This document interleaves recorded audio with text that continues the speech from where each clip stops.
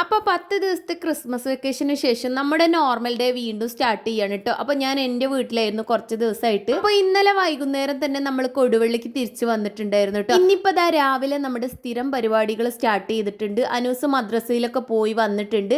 സ്കൂളിലൊക്കെ പോകാൻ വേണ്ടി റെഡിയായിട്ട് ചായയൊക്കെ കുടിച്ചിരിക്കുകയാണ്. അപ്പോഴേക്ക് നമ്മുടെ ഫുഡൊക്കെ ഏകദേശം റെഡി ആയിട്ടുണ്ട് കേട്ടോ. ചോറ് വാർത്ത് വെച്ചിട്ടുണ്ട്, അതുപോലെ ചേന തേങ്ങ അരച്ച കറിയാണ്, അതും റെഡിയാക്കി. പിന്നെ ആനച്ചവിട്ടി പൊരിച്ചതുമാണ് കേട്ടോ. അപ്പോൾ അനൂസ് സ്കൂളിൽ പോയി, അസ്മൽക്കാക്ക ഓഫീസിൽ പോയി, ഡാനിമോനെ ഞാൻ അങ്കണവാടിയിൽ കൊണ്ടാക്കാൻ പോയതാണ്. കുറച്ച് ദിവസമായി ഡാനിക്കുട്ടൻ അങ്കണവാടി പോയിട്ട്, പക്ഷെ അതിൻ്റെ ഒരു മൂഡ് ഓഫ് ഒന്നും ഇല്ല കേട്ടോ. നല്ല ഉഷാറായിട്ട് തന്നെ പോയിട്ടുണ്ടായിരുന്നു.